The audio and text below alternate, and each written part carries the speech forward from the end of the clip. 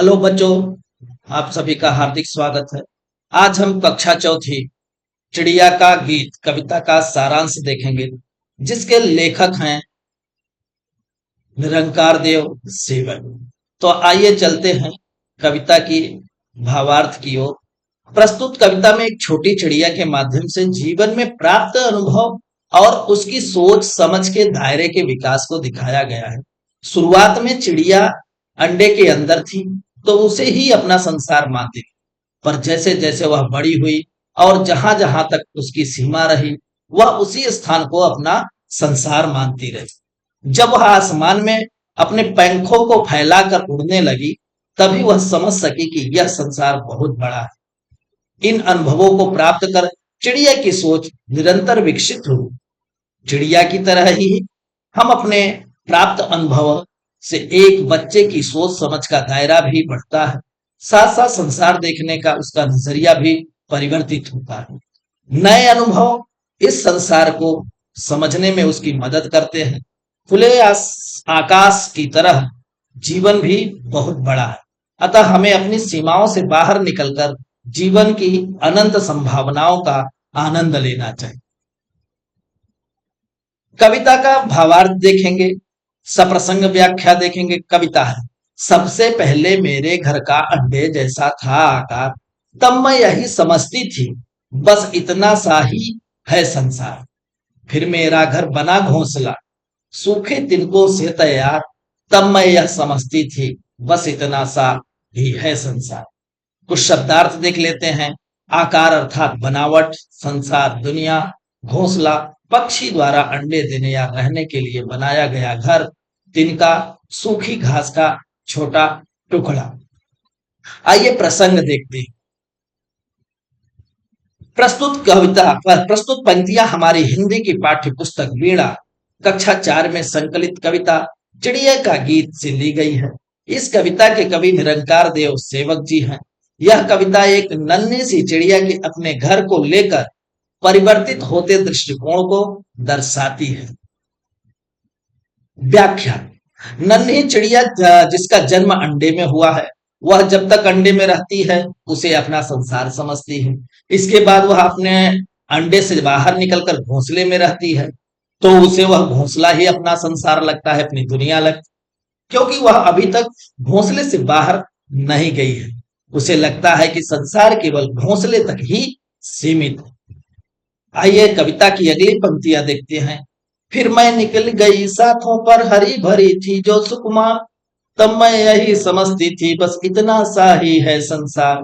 आखिर जब मैं आसमान में उड़ी दूर तक पंख पसार, तभी समझ में आया मेरी बहुत बड़ा यह है संसार। शब्दार्थ देखते हैं। शाखा डालू, सुकुमार नाजुक कोमल, आखिर बाद में, अंत में, पंख पसार पंख फैलाए, हरदम हमेशा।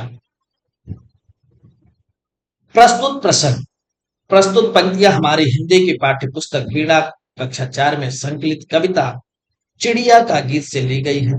इस कविता के कवि निरंकार देव सेवक हैं। यह कविता एक नन्ही सी चिड़िया के अपने घर को लेकर परिवर्तित होते दृष्टिकोण को दर्शाती है। आइए व्याख्या देखते हैं। नन्ही चिड़िया जब अपने घोंसले से निकलकर पेड़ की हरी भरी शाखाओं पर आना शुरू करती है, तो वह उन शाखाओं को अपना संसार समझती है। फिर जब वह उड़ना सीख जाती है और खुले आसमान में दूर तक उड़ती है, तब अंत में उसे समझ में आता है यह संसार बहुत बड़ा है, अनंत और विशाल है। इन पंक्तियों के माध्यम से कवि यह बताना चाहते हैं कि जैसे जैसे हम बड़े होते हैं, हमारी सोच व समझ विकसित होती है। आइए इस पाठ के प्रश्नोत्तर देखेंगे। पहला प्रश्न, पशु पक्षियों के लिए घर आवश्यक है या नहीं? कारण भी बताइए। पशु पक्षियों के लिए घर अत्यंत आवश्यक है, क्योंकि यह उन्हें बारिश, गर्मी और अन्य खतरों से सुरक्षित रखने में मदद करता है।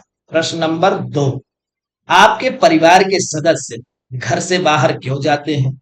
उत्तर, परिवार के सदस्य घर से बाहर काम करने, पढ़ाई करने, खरीदारी करने, आवश्यक सामान लाने, रिश्तेदारों से मिलने तथा अन्य जरूरी कार्यों के लिए जाते हैं। बच्चे अपना अनुभव भी लिख सकते हैं अगर आपको कुछ अन्य उत्तर लगता है।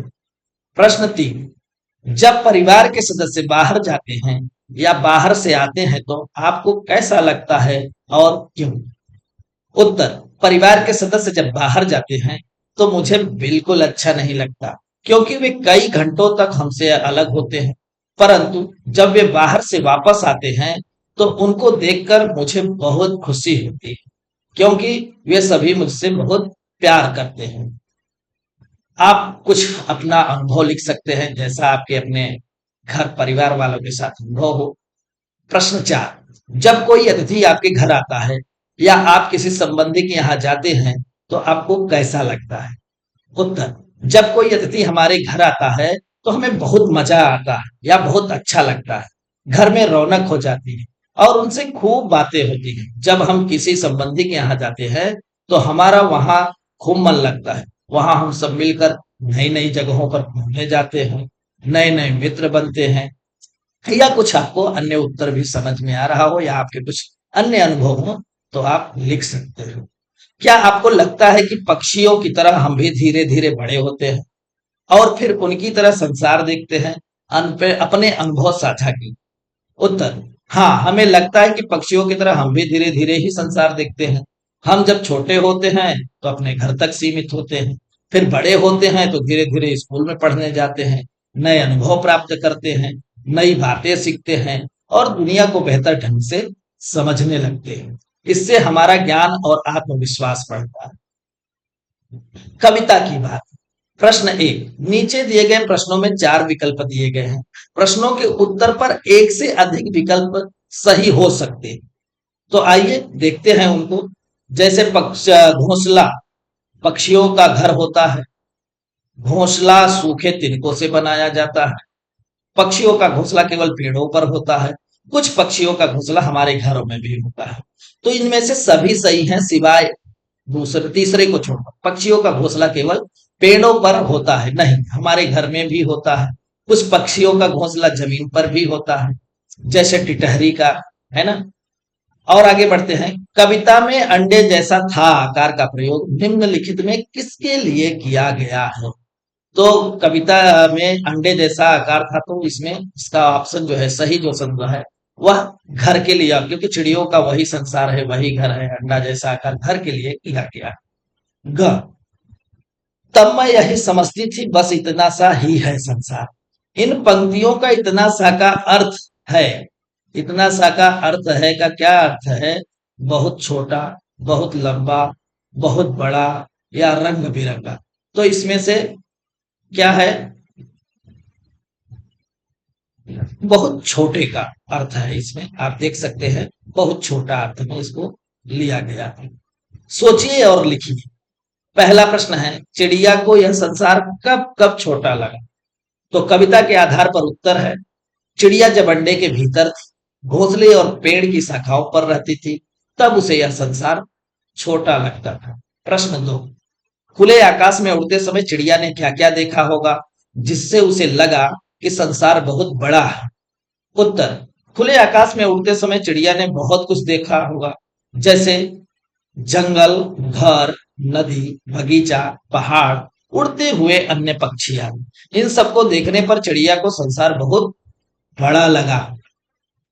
इसी क्रम में आगे चलते हैं। प्रश्न नंबर 3, प्रायः सुबह शाम पक्षियों की चहचहाट अर्थात कलरव सुनाई देती है, ऐसा क्यों होता है?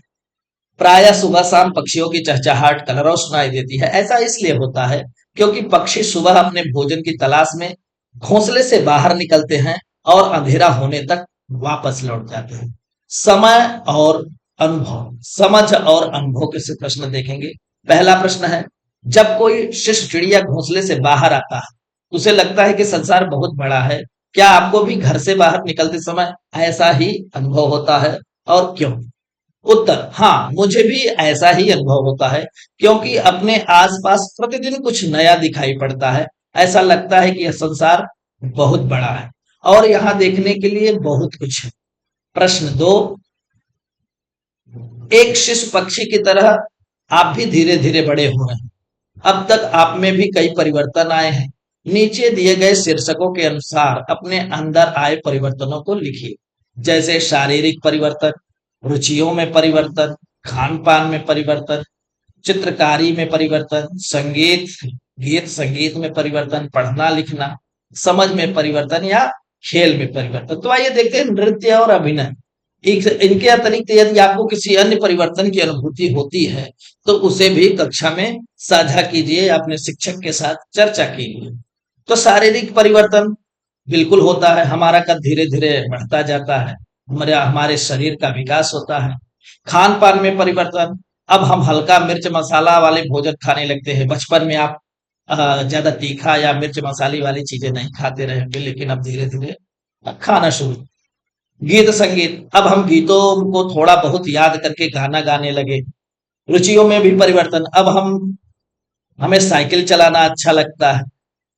चित्रकारी, अब हम फल सब्जियों झोपड़ी आदि के चित्र आसानी से बना लेते हैं।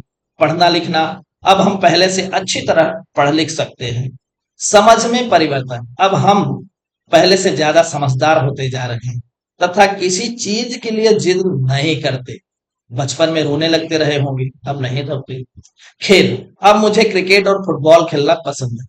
नृत्य और अभिनय, टेलीविजन पर देखकर या अध्यापिका के बताए अनुसार आप हम थोड़ा बहुत नृत्य भी कर लेते हैं, या कुछ और परिवर्तन हुआ तो साझा करें अपने अध्यापक के साथ। प्रश्न 3, पहले चिड़िया को लगता था कि यह संसार बहुत छोटा है, परंतु सच्चाई कुछ और ही थी।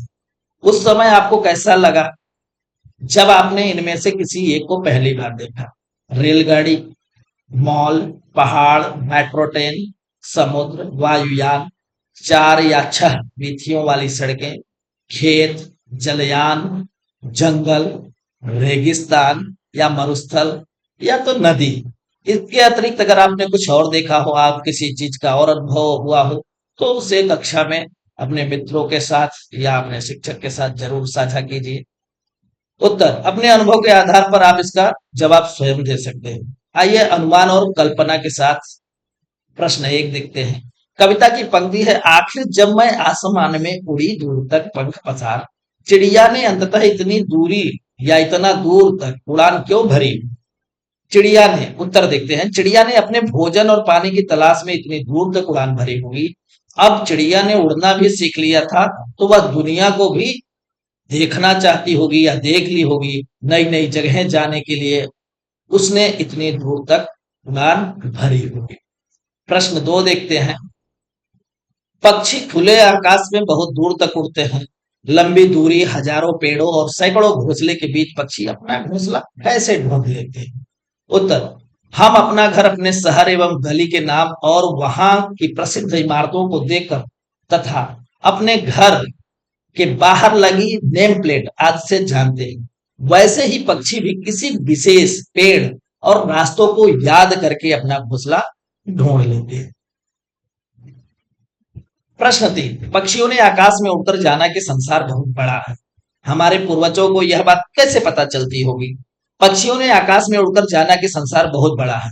हमारे पूर्वजों ने यह बात एक जगह से दूसरी जगह की यात्रा करके जानी कि यह संसार बहुत बड़ा है। प्रश्न 4, जब आप कहीं बाहर जाते हैं तो घर के बड़े बूढ़े आपको कुछ निर्देश देते हैं या निर्देश देकर भेजते हैं। क्या पक्षियों के माता पिता भी उन्हें उड़ने के पूर्व कुछ निर्देश देते होंगे? यदि हाँ, तो वे निर्देश क्या क्या हो सकते? उत्तर, हाँ, पक्षियों के माता पिता भी उन्हें उड़ने के पूर्व निर्देश अवश्य देते हैं, जैसे कि घर जल्दी लौट कर आना, ज्यादा दूर मत उड़ना, अपने घोंसले के आसपास ही रहना, किसी अनजान पक्षी से बात मत करना, चौकन्ने और सावधान रहना, बाहर खाने की कोई चीज दिखे तो उसका सेवन न करना इत्यादि। कल्पना की उड़ान, हर कोई पक्षी बनकर आकाश में उड़ना चाहता है। कल्पना कीजिए कि आप सभी खुले आकाश में पंख फैलाकर उड़ रहे हैं। कोई पहाड़ों के ऊपर उड़ रहा है, कोई समुद्र के ऊपर, कोई हरे भरे खेतों को देखते हुए उड़ रहा है, तो कोई हवाओं के झोंकों का आनंद लेते हुए उड़ रहा है। आपको कल्पना करके कक्षा को बताना है कि आप ऊपर से नीचे क्या क्या देख रहे हैं। आप अपनी प्रस्तुति को उसी तरह सुना सकते हैं जैसे खेलों में आंखों देखा हाल सुनाया जाता है। यथा, मैं पहाड़ों के ऊपर से उड़ रहा हूं या उड़ रही हूं। मुझे चारों ओर ऊंचे पेड़, झरने और सरोवर दिखाई दे रहे हैं। ठंडी हवा अच्छी लग रही है। अरे वाह, अब तो बर्फ भी दिखने लगी है। यह एक सफेद चादर की तरह लग रही है। मैं इसका भरपूर आनंद ले रहा हूँ या ले रही हूँ। उड़ान की परिस्थितियां जैसे पहाड़, समुद्र, उसका किनारा, जंगल, रेगिस्तान, मैदान, गांव, नगर, बरसात, विभिन्न खेल प्रतियोगिताएं, विद्यालय, मेला, बाजार, चिकित्सालय, चिड़ियाघर, स्थानीय त्योहार आदि हो सकते हैं। आप अपने शिक्षक से बच्चों को उनके पिछले अनुभव और स्थानीयता को ध्यान में रखते हुए अन्य परिस्थितियां भी दे सकते हैं। उत्तर: विद्यार्थी इसको प्रश्न पढ़ें और अपनी कल्पना के आधार पर उड़ान की प्रस्तुतियों की अपनी अपनी प्रस्तुति सुनाए और उसकी रूपरेखा तैयार। भाषा की बात करते हैं हम। प्रश्न 1: फिर मैं निकल गई, शाखों पर हरी भरी थी जो सुकुमार। कविता की इस पंक्ति में सुकुमार शब्द आया है। यह सु और कुमार के मेल से बना है, जिसका अर्थ है कोमल या कोमल अनुभव वाला। आप भी इसी प्रकार कुछ नए शब्द बनाइए और उनके अर्थ खोजिए। आप यहाँ देख सकते हैं सुकुमार, सुकुमार कोमल अंगों वाला, सुयोग्य, सुयोग्य अच्छी योग्यता वाला, सुयश, सुयश अच्छा यश, सुकर्म अच्छे कर्म, सुवास, सुवास अच्छा निवास स्थान, सुदर्शन, सुदर्शन सुंदर दर्शन। प्रश्न 2 देखते हैं। नीचे दिए गए वाक्यों में कुछ रिक्त स्थान हैं और कुछ शब्द रेखांकित किए गए हैं। उन शब्दों से वाक्यों को पूरा कीजिए जो रेखांकित शब्दों के विपरीत अर्थात उल्टे, विलोम अर्थ रखते हैं। अब यहाँ पर आप देख सकते हैं लिखा हुआ है, तो आइए डायरेक्ट हम उत्तर देखेंगे। सूखा और गीला कचरा अलग डिब्बों में डालें। दिल्ली मेरे घर से दूर है, लेकिन गुवाहाटी पास में है। अनवर कब आया और कब गया पता ही नहीं चला। कोई भी काम न तो बड़ा होता है और न ही छोटा। आइए पाठ से आगे चलते हैं। पक्षी भोजन की खोज में घोंसले से बाहर उड़ते हैं। यह जानना रोचक होगा कि कौन सा पक्षी क्या खाता है। नीचे कुछ पक्षियों के नाम दिए गए हैं, पता कीजिए कि वे क्या खाते हैं। आइए देखते हैं। जैसे पक्षियों के नाम: बाज, बाज चूहे, गिलहरी इत्यादि खाता है या पक्षियों को मार के खाता है, पक्षियों का शिकार करता है। हंस मछली, कीड़े मकोड़े, तोता फल बीज इत्यादि, बगुला मछली पक्षी इत्यादि, कबूतर अनाज और फल, उल्लू मेढक सांप, ठीक है, इत्यादि चीजों का वो शिकार करता है। कलाकारी: चित्र बनाना, गाना और नृत्य करना सभी को पसंद हो। घोंसले से झांकता हुआ शिशु, पक्षी हरे भरे पेड़ की शाखाओं पर बैठा पक्षी, नीले आकाश में पंख फैलाकर उड़ता पक्षी आदि बहुत प्यारे लगते हैं। जब आप भी नीले आकाश में उड़ते हुए पक्षियों का चित्र बनाइए। जब चित्र तैयार हो जाए तो आप चित्र को पकड़कर एकल या सामूहिक नृत्य कर सकते हैं या अपने मन भावन गीत पर भाव नृत्य कर सकते हैं। आप सभी इन चित्रों को कक्षा या गलियारे में भी प्रदर्शित कर सकते हैं। आप पक्षी से संबंधित चित्र बनाइए, ठीक है, विद्यार्थी चित्र बनाए और चित्र को पकड़कर नृत्य प्रस्तुत करेंगे। अभिभावकों, शिक्षकों, मित्रों की सहायता से नीचे दिए गए गीत को खोजिए और समूह में गाइए। सूरज एक, चंदा एक, तारे अनेक, एक तितली अनेक तितलियां, एक गिलहरी अनेक गिलहरियां, एक चिड़िया अनेक चिड़िया। तो यहाँ पर मित्रों की सहायता से खोजकर एकल या समूह में इसका भी आप गायन कर सकते हैं या अपने स्कूल के गलियारे आदि में प्रदर्शित कर सकते हैं। आइए एक आनंदमयी गतिविधि देखते हैं। नीचे दिए गए अक्षर जाल में पक्षियों के नाम खोजना है आपको और उनके बारे में जानकारी एकत्रित कीजिए। तो यहाँ पर देखिए जैसे दिया है, नीलकंठ हो गया, और क्या बनेगा, बुलबुल बनेगा, है ना। बुलबुल, ये देखिए 1 2 3 4 5वीं लाइन में बुलबुल बनेगा, बाज बनेगा, मैना बनेगा, बतख बनेगा, गौरैया बनेगा, कबूतर, तीतर, चील। इस अक्षर जाल में से आपको खोजना है शब्द। इसी क्रम में आगे बढ़ते हैं। प्रश्न 2: जब शिशु पक्षी चहचहाते हैं तो एक मधुर ध्वनि सुनाई देती है। आइए हम भी शिशु पक्षियों की तरह चहचहाएं। सभी बच्चे अपनी एक हथेली अपने होठों पर रखें, सभी मिलकर ची ची की ध्वनि निकालें। आपको लगेगा कि आप ही पेड़ की शाखाओं के शिशु पक्षी बनकर यह ध्वनि निकाल रहे हैं। बस पक्षियों की चहचहाहट सुनिए और आनंद लीजिए। पक्षियों की ध्वनि को निकालना और सुनना सभी को रुचिकर लगता है। आइए अब हम बारी बारी से किसी भी पक्षी की ध्वनि निकालें और तालियों की गड़गड़ाहट से उसका स्वागत करें। विद्यार्थी तोते की टें टें, कबूतर की घुटुर घूं, कौवे की काव काव आदि ध्वनियां निकाल सकते हैं। बोलिए फटाफट, नीचे कुछ रोचक और चुनौतीपूर्ण पहेलियां दी गई हैं, शीघ्रता से उनका उत्तर दीजिए। परिवार हरा हम भी हरे, एक थैली में तीन तीन चार भरे। तो आप अच्छे से जानते होंगे पहेली है, ये मटर है, एक अनाज होता है। एक लाठी की गजब कहानी, उसके भीतर मीठा पानी। तो गन्ना है, गन्ने को जब चूसा जाता है तो उसका मीठा रस निकलता है। एक पक्षी ऐसा जिसकी दुम पर पैसा, आप देखे होंगे मोर के पंखों पर ऐसे निशान बने रहते हैं, आकार बने रहते हैं। लाल डिबिया पीले खाने, भीतर रखे मोती के दाने, अर्थात अनार एक फल है, आप जानते होंगे। जाती हूं मैं हर जगह, पर हिलती नहीं किसी भी तरह। तो आप जानते ही है कि रास्ता है या सड़क है या मार्ग, इसका उत्तर हो सकता है।